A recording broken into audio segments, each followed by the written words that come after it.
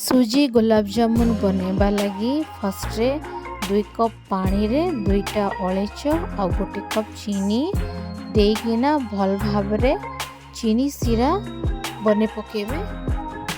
Pan रे half चामच घी आ 1 cup सुजी के फ्राई कर देबे। एंता बेसी फ्राई नहीं करबे। तापर 1 कप क्षीर देकिना ताके मिक्स कर देबे। मते आ टिके क्षीर दरकार पड़िथिला। और तापरे गोटे थाली के एंता ट्रांसफर कर देबे और एंता चकटी देबे। जदि टाण लागुचे घी बा क्षीर टिके टिके करिकिना एंता चकटी देबे और गोटे भल डो बनेकिना रखी देबे।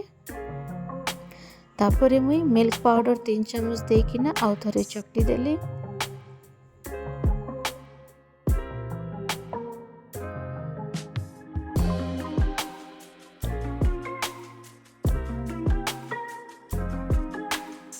डो के सबू एंता छोट छोट बॉल्स बने देली मुई और कड़े रे तेल रे एंता छाणी देली।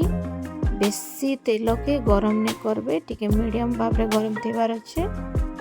तापरे काढ़ी देकिना चीनी सीरा के ट्रांसफर कर देबे आउ 1.5 घंटा बा 2 घंटा लगी ताके एंता छाड़ी देबे। तापरे एंता फुली जाइकिना रेडी हे जइतिबा और ये बनी गला हमर स्पंजी जूसी गुलाब जामुन। आपण भी ये गुलाब जामुन के ट्राई करन आओ एंजॉय करन।